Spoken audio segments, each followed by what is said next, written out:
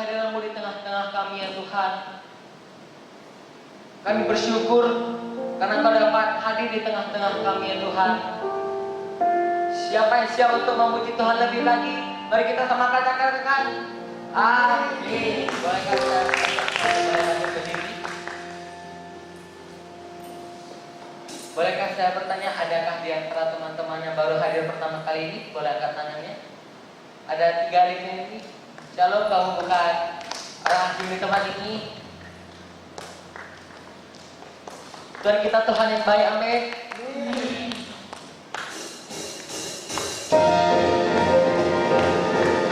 Mari kita tepuk tangan di atas kepala kita.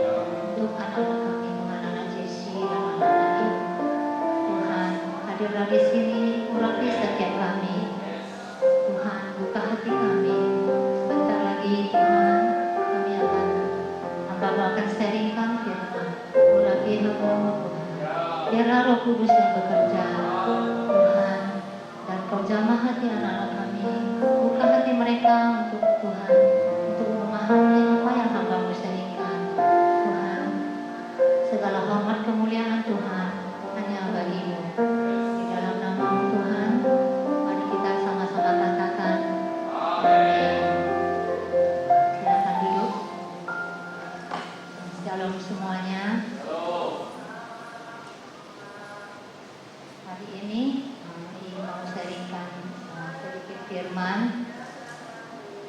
yang diberi judul Aku Rindu Keluargaku Juga Selamat. Ini kerinduan Ii selama ini karena keluarga Ii masih ada ya, masih banyak termasuk yang belum percaya Tuhan Yesus. Ii percaya juga banyak di antara kita ini di dalam keluarga kita, entah itu orang tua kita, entah itu kakek nenek kita, atau itu bapak kita, cici kita, atau adik kita yang belum percaya Tuhan Yesus. Begitu juga di dalam kehidupan di dalam keluarga ini masih ada koko, cici, ada keponakan yang belum percaya kepada Tuhan Yesus. Dan kerinduan ini adalah mereka juga bisa ikut selamat, ikut mempercayai Tuhan Yesus sebagai Tuhan dan Juru Selamatnya. Dan ia juga percaya di antara kalian semua ini yang keluarganya belum percaya, pasti kalian memiliki kerinduan untuk gimana keluarga kita ini bisa seperti kita sudah diselamatkan. Mengapa kita harus memiliki kerinduan ini? Kerinduan agar keluarga kita, orang-orang yang kita kasihi boleh diselamatkan. Mari kita lihat di Yohanes 14 ayat 6. Yohanes tolong tampilkan di Yohanes 14 ayat 6. Kata Yesus kepadanya, Akulah jalan dan kebenaran dan hidup. Tidak ada seorang pun yang datang kepada Bapa kalau tidak melalui aku. Kemudian di Kisah Rasul 4 ayat 12. Dan keselamatan tidak ada di dalam siapapun juga selain di dalam Dia. Sebab di bawah kolong langit ini tidak ada nama lain yang diberikan kepada manusia yang olehnya kita dapat diselamatkan. Satu lagi, Yohanes 3 ayat 16.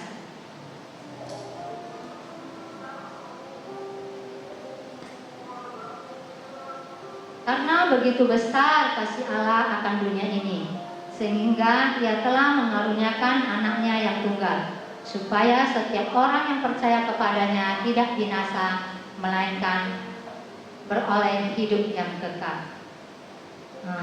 Jadi mengapa kita harus merindukan, memiliki kerinduan agar keluarga kita juga ikut selamat? Karena di ayat ketiga ayat ini tertulis sangat jelas bahwasanya kita bisa bertemu dengan Bapa, bisa datang kepada Bapa. Kalau kita dikatakan datang kepada Bapa, di rumah Bapa berarti itu di surga. Gimana kita bisa datang kepada Bapa? Di Yohanes 14 ayat 6 tercatat melalui Tuhan Yesus. Kemudian yang di Kisah Rasul 4 ayat 12, di dunia ini nggak ada apapun, siapapun yang bisa membawa kita kepada Bapa di surga, membawa keselamatan kekal, hanya melalui Tuhan Yesus. Kemudian di ayat Yohanes 13 ayat 16 juga ditegaskan agar kita tidak binasa, kita harus percaya Tuhan Yesus. Jadi keselamatan itu tidak bisa kita upayakan sendiri, tidak bisa kita lakukan dengan kekuatan kita sendiri. Saudara-saudara kita yang belum mempercayai Tuhan Yesus, yang masih mempercayai agama lain, yang masih tegasnya yang masih menyembah berhala, mereka memiliki pikiran kalau aku melakukan kebaikan, aku beramal, atau aku melakukan ritual-ritual agamaku, aku bisa selamat. Tetapi sayangnya itu tidak bisa. Keselamatan itu tidak bisa kita upayakan dengan kekuatan kita sendiri, tetapi harus melalui Tuhan Yesus. Kita harus datang kepadanya, kita harus percaya kepadanya. Keselamatan kita sebagai orang percaya kepada Tuhan Yesus itu adalah anugerah dari Allah, anugerah kasih karunia dari Dia, di mana sebenarnya dosa kita besar ini tidak bisa dihapus atau tidak bisa membawa kita ke surga kecuali kita percaya kepada Tuhan Yesus.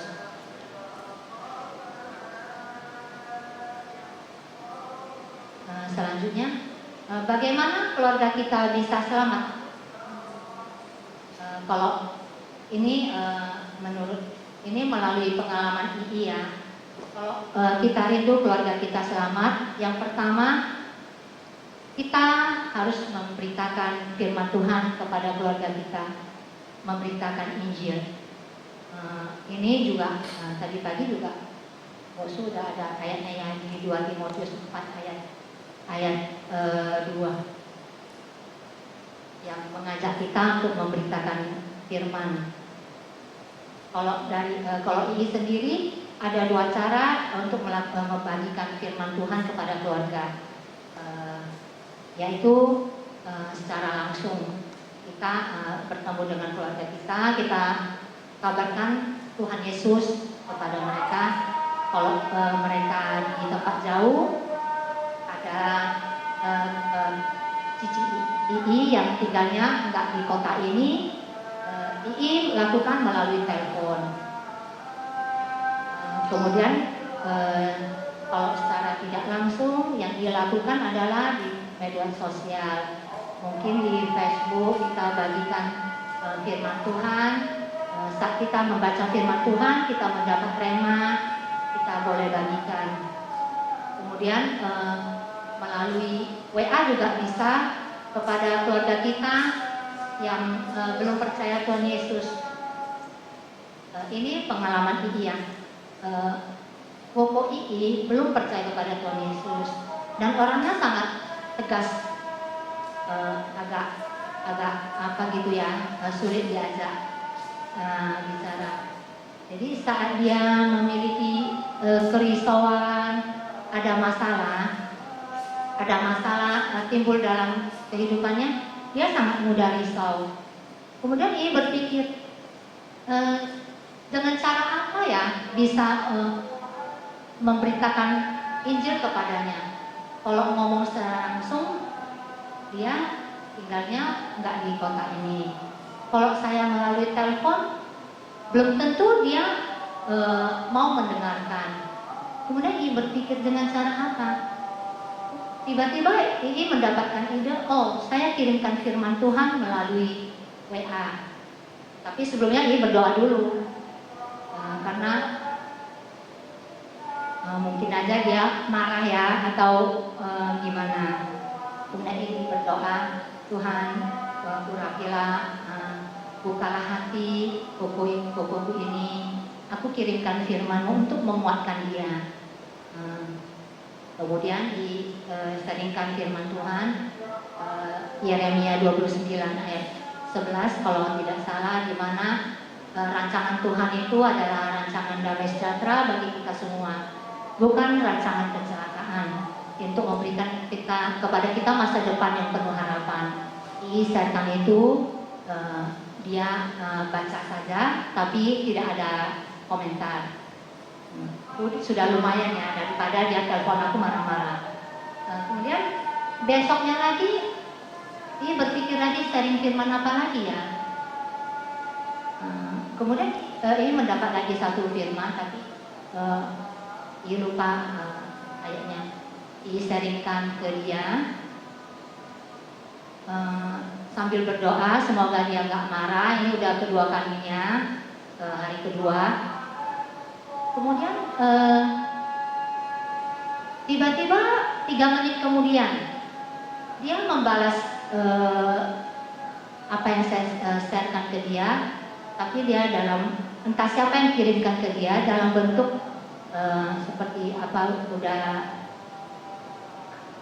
udah dalam bentuk apa namanya itu ya, seperti poster gitu di WA itu, nggak tahu namanya. Jadi dia kirimkan itu dan kata-katanya itu saya sadari bahwa itu juga ada orang itu, kata-kata dari orang Kristen, dia dapatnya dari mana ya? Kok dia bisa memiliki kata-kata itu dan dia dikirimkan ke aku, dan ini kagetku. Berarti tanggapan dia positif ke apa yang diisyaratkan ke dia. Kata-katanya itu berarti dia berpikir ada juga ya berarti orang yang mengirimkan kata-kata untuk menguatkan dia. Dan ini sangat bersyukur dan ini percaya ini karya dari Roh Kudus juga untuk menjamah hatinya. Kita juga bisa lakukan hal seperti ini untuk keluarga kita. Mungkin kita takut saat kita sharekan secara langsung atau kita telepon.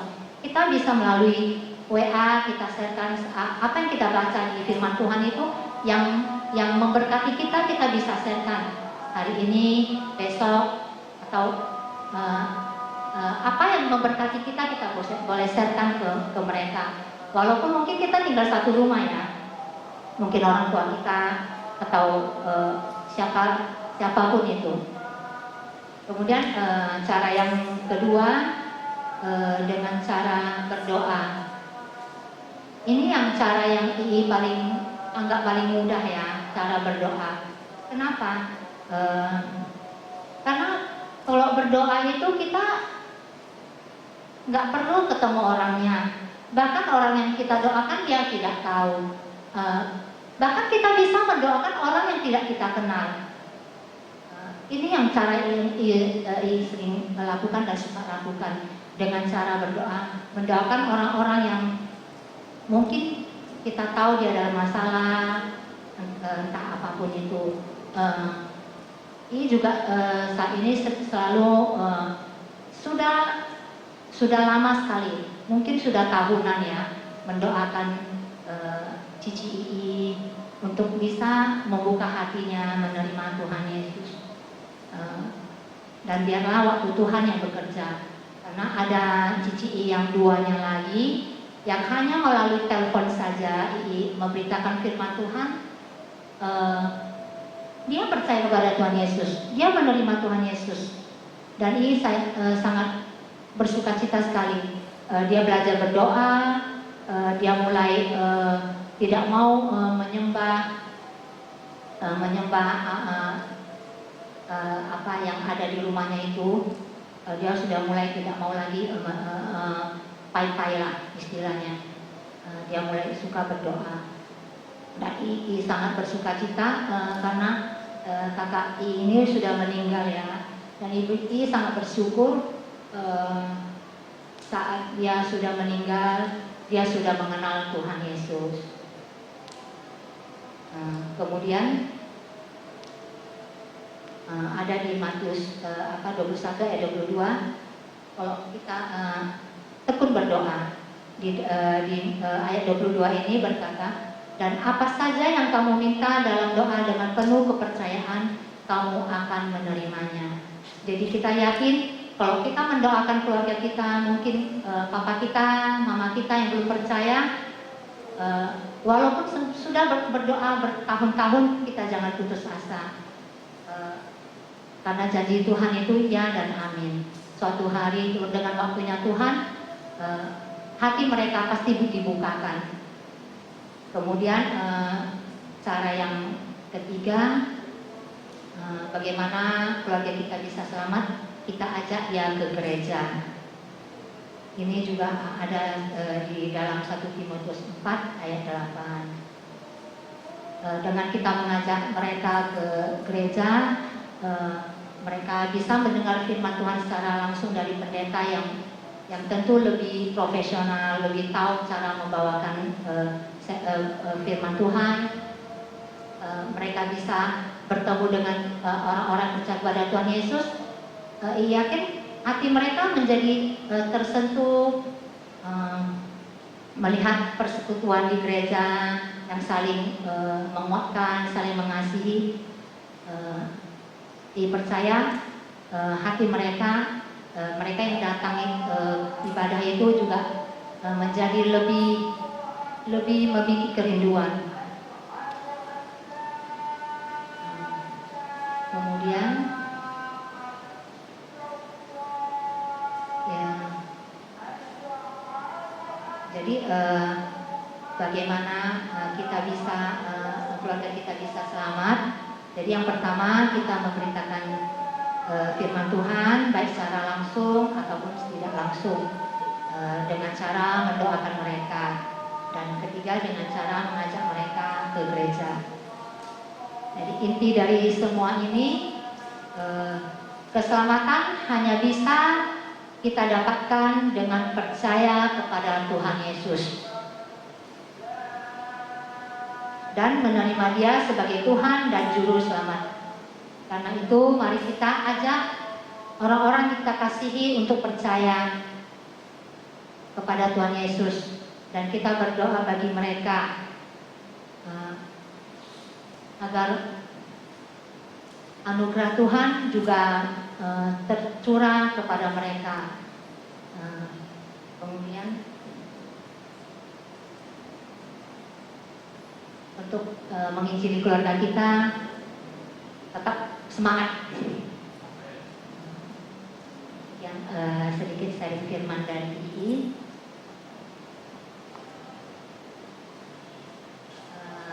Mari kita berdoa. Terima kasih Tuhan, Hamba-Mu telah menyampaikan sedikit dari firman-Mu. Tuhan, kiranya firman ini Tuhan boleh Tuhan tertanam di hati anak-anak kami, boleh membawa dampak Tuhan dan menjamah hati mereka untuk mereka mulai Tuhan untuk menginjili keluarga mereka. Tuhan, terima kasih Tuhan, segala hormat kemuliaan Tuhan aku kembalikan kepadamu. Di dalam nama-Mu aku berdoa. Amin.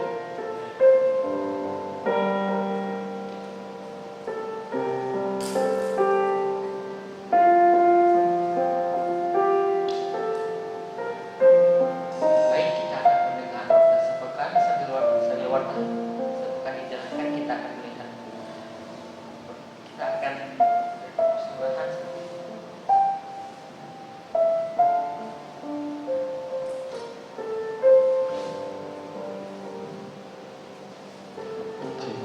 Ya, tidak ada warta, tetapi ada pengumuman yang saya sampaikan. Adik-adik kami yang kami kasih, mungkin persembahan bisa dijalankan. Adik-adik kami yang kami kasihi, lihat kiri kanan kita kursinya masih banyak kosong. Jadi saya mendorong anak-anak muda, mari kalau kau tahu ada temanmu yang sudah berusia 12 tahun ke atas, mari ajak dia untuk bersama-sama beribadah di tempat ini setiap minggu kedua dan keempat setiap bulannya. Ya, jadi ajak teman-teman kita. Kalau lihat misalnya di gereja kita ada teman kita juga yang nggak datang tapi dia ibadah, ajak mereka juga untuk datang beribadah bersama-sama. Ya, supaya kenapa? Supaya mereka boleh menjadi satu komunitas dengan kita. Ya, itu kerinduan Boksu. Boksu mendorong semua muda-mudi untuk boleh menjadi berkat. Ya, Boksu selalu kirim flyer ataupun brosur di grup. Brosurnya itu boleh dikirim lagi ke teman-teman daripada saudara-saudara semuanya. Ya, bantu Boksu dengan cara demikian, karena Boksu rindu semua anak-anak muda di Kota Madya Binjai, Larang, Tandem, Stabat, mereka juga boleh mengenal Tuhan Yesus seperti firman Tuhan yang kita sudah dengar, bahwa kerinduan untuk menyelamatkan atau memberitakan Injil kepada keluarga itu dimulai dari hidup kita, lewat doa, lewat pemberitaan firman, dan juga kita mau dengan secara sengaja, ya tadi sudah dikatakan oleh Irisna, yaitu dengan sengaja mengirimkan ayat-ayat firman Tuhan untuk mereka. Ya, demikian pengumuman yang Bu Su bisa sampaikan. Tuhan Yesus memberkati. Saya undang kita semua bangkit berdiri dan berdoa syafaat. Boleh bawa kita dalam doa.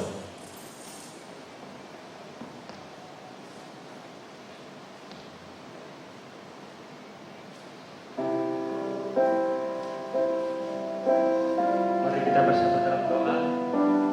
Tuhan Yesus, terima kasih atas kasih penyertaan-Mu dari awal hingga akhir ibadah JC ini ya Tuhan.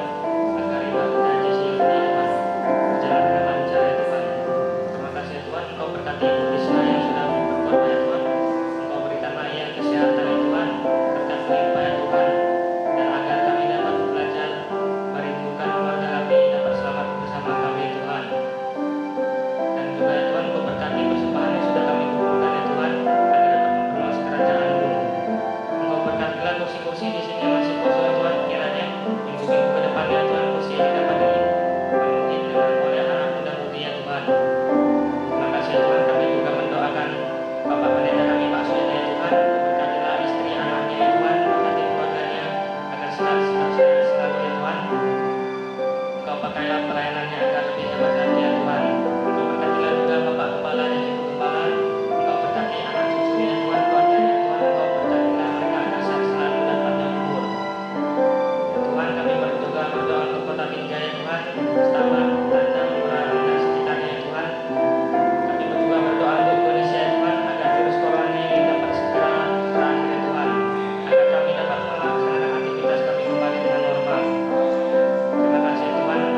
Sebentar lagi kami akan pulang ke rumah kami masing-masing Tuhan. Sebelum kami pulang ke rumah kami masing-masing, kami rindu berkat-Mu melalui hamba-Mu. Mari adik-adik semua, angkatlah tanganmu dan arahkan hatimu kepada Tuhan. Pulanglah dengan membawa berkat damai sejahtera daripada Allah Bapa, cinta kasih daripada Yesus Kristus, dan persekutuan yang manis dengan Allah Roh Kudus yang akan menyertai kita mulai saat ini sampai Maranatha. Tuhan Yesus datang kali kedua menjemput setiap orang yang percaya padanya. Mari kita semua yang percaya dan diberkati sama-sama katakan,